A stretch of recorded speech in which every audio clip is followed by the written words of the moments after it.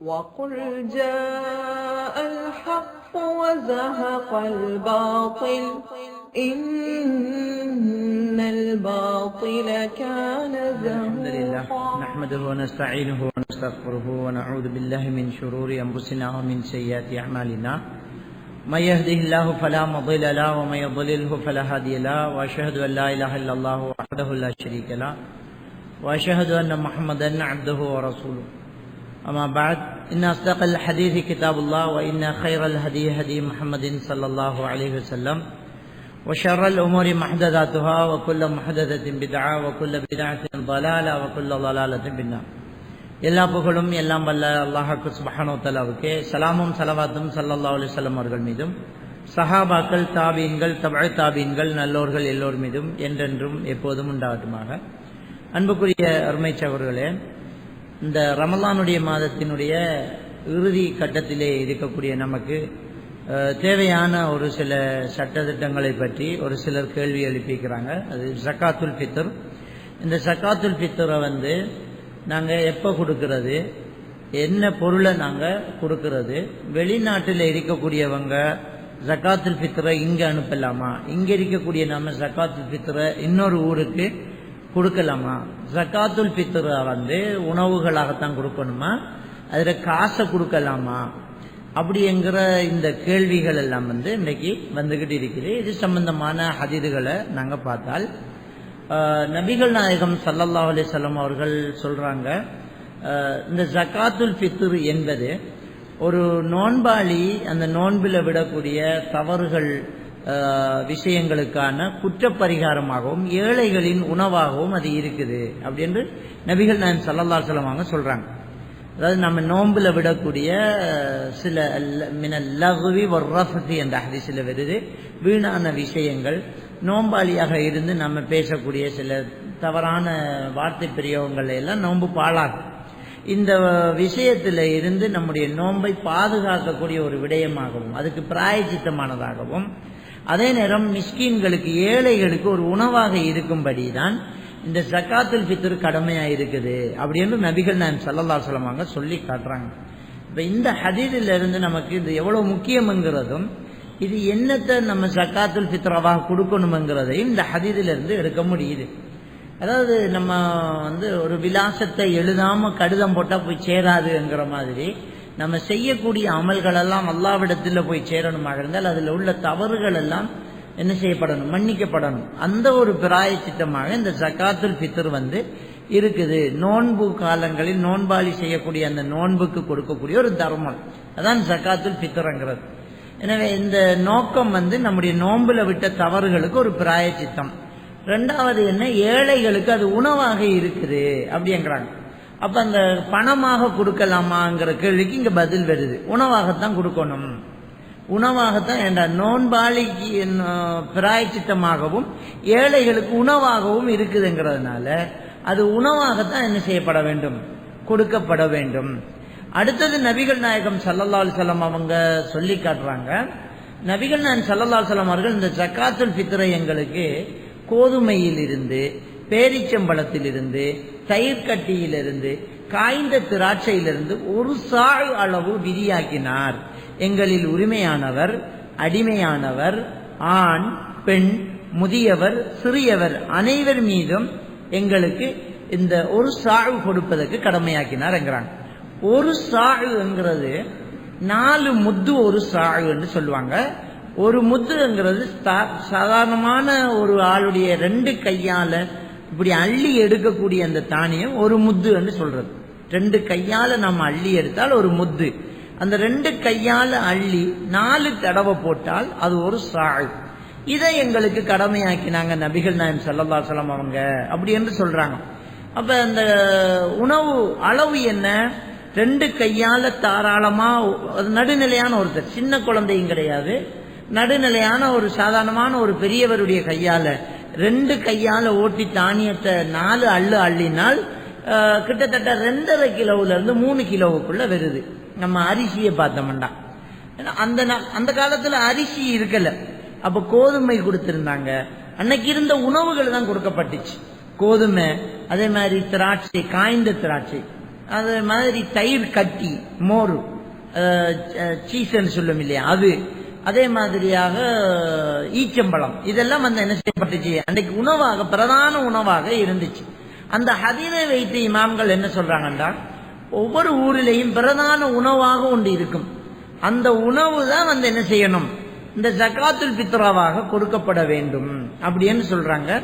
அப்ப நம்ம நாட்டை பொறுத்த வரைக்கும் நம்ம பிரதான உணவாக எடுக்கிறது அரிசி தான், சோறு தான் நமக்கு ஒரு பிரதானமான ஒரு உணவா இருக்குது. அந்த உணவை நாங்க கொடுக்கிறது வந்து ரொம்ப சால சிறந்ததாக இருக்கும். அப்ப இந்த ஜகாத்துல் ஃபித்ரா வந்து கிட்டத்தட்ட நம்ம கையால அளக்கிறது, தராசில நிறுத்தால் கிட்டத்தட்ட ஒரு 2.5 கிலோ 3 கிலோவுக்கு உட்பட்டதாக அது இருக்கும். குறைவில்லாம கொடுக்கணுமா இருந்தா 3 கிலோ, சரியான அளவு ஒரு 2.5 கிலோ வந்து இருக்கும். அந்த தானியத்தினுடைய அளவு நம்ம அள்ளி பார்க்கலாம்.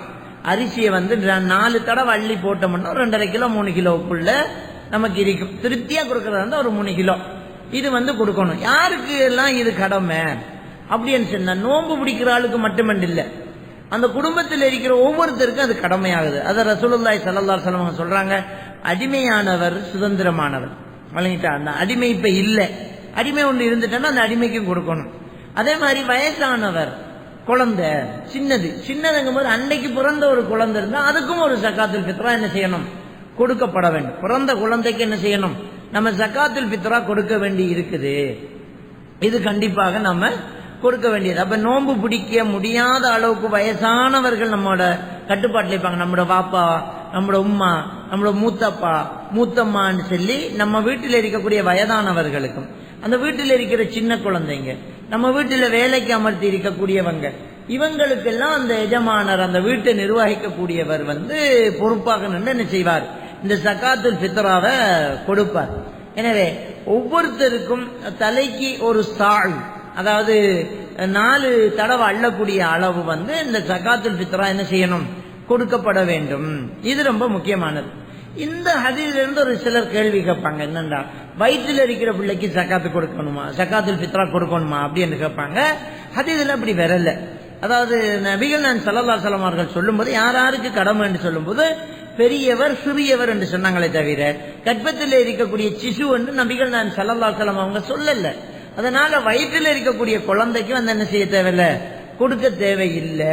அப்படிங்கிறத நாங்க என்ன செய்யணும், புரிஞ்சு கொள்ளணும். அடுத்தது மௌத்தா போன பிள்ளைக்கு நம்ம ஜகாத்து கொடுக்கணுமா, ஜகாத்துல் ஃபித்ரா கொடுக்கணுமா அப்படின்னு கேட்டால் இமாம்கள் என்ன சொல்றாங்கண்டா, இந்த ரமலான் தொடங்கி பெருநாளைக்கு இடையில மௌத்தானால் அவர்களுக்கு கொடுக்கிறது வந்து ஒரு பேணுதலான ஒரு விடயம். அதுக்கு முன்னால் மௌத்தான, ரமலானுக்கு முன்னரே கடமையா மௌத்தாயிட்டாங்கன்னா அவங்களுக்கு நமக்கு என்ன இல்லை, ஒரு கடமையும் இல்லை அப்படின்னு சொல்லி ஒரு பேணுதலுக்காக ரமலானில் ஆரம்பத்தில் உயிரோடு இருந்து இடையில் மரணித்தவர்களுக்கு இந்த ஜகாத்துல் ஃபித்ரா கொடுப்பது ஒரு பிரயோசனமானது அப்படி என்று என்ன செய்றாங்க, ஒரு நடுநிலையான கருத்துக்கு வர்றாங்க. அடுத்தது இந்த ஜகாத்துல் ஃபித்ராவை எப்போ கொடுக்கணும் அப்படின்னு சொன்னால் நபிகள் நாயகம் ஸல்லல்லாஹு அலைஹி வஸல்லம் அவங்க சொல்றாங்க, யார் ஒருத்தர் இந்த ஜகாத்துல் ஃபித்ராவை மக்கள் தொழும் திடலுக்கு வெளியிறங்குவதற்கு முன்னால் கொடுக்கிறாரோ அது ஜகாத்துல் ஃபித்ராவாக கணிக்கப்படும். பின்னால் கொடுத்தால் அது ஒரு தர்மங்களில் ஒரு தர்மமாகத்தான் அது பணிக்கப்படும் அப்படிங்கிறாங்க. அப்ப எப்ப கொடுக்கணும்னு சொன்னா மக்கள் தொழுறதுக்கு முன்னாடியே, நம்ம பெருநாள் கொத்துபா தொழுறதுக்கு முன்னாடியே நம்ம கொடுக்கணும். சஹாபாக்கள் என்ன சொல்றாங்கன்னு சொன்னா, பெருநாள் தினத்துக்கு 1 நாள் 2 நாள் இருக்கும்போது நாங்க கொடுக்க தொடங்கிடுவோம் அப்படிங்கிறாங்க. அப்ப நோன்பு 28, 29 இப்படியான அந்த கால பகுதிகளை நம்ம கொடுக்க வந்து ஆரம்பிச்சிடணும். அப்ப பெருநாள் தொழுகைக்கு போறதுக்கு முன்னாடி மறக்காம என்ன செய்யணும், கொடுக்கணும். நம்ம எவ்வளவு கஷ்டப்பட்டு நோன்பு பிடிச்சி இந்த இரவு வணக்கத்தை எல்லாம் நாம செஞ்சுட்டு இதுல வந்து கொஞ்சம் அசால்ட்டா ஒரு பொடுபோக்குத்தனமா நம்ம இருந்துடுறோம், கவனிக்கிறது இல்லை. கடைசியில் அந்த தொழுகைக்கு எல்லாம் போனது போறதா நினைப்பது, நம்ம ஜகாத்துல் ஃபித்ரா கொடுக்கலையே அப்படின்னு. கண்டிப்பாக அப்படி இருக்கக்கூடாது. இனி இருக்கக்கூடிய இன்னும் ஒரு சில தினங்கள்ல நம்ம இந்த ஜகாத்துல் ஃபித்ராவை என்ன செய்யலாம், கொடுக்க ஆரம்பிக்கலாம். நோம்பு ஒரு 27 முடிஞ்சிட்டு அப்படியே கிட்டத்தட்ட வரக்கூடிய வெள்ளிக்கிழமைக்கு பிறகு நம்ம என்ன செய்யலாம், ஜகாத்துல் ஃபித்ராவை கொடுக்க தொடங்கிடலாம். நோம்பு 28 ஆகிடுது. எனவே அதுக்கு பிறகு நம்ம ஜகாத்துல் ஃபித்ராவை கொடுக்கணும்.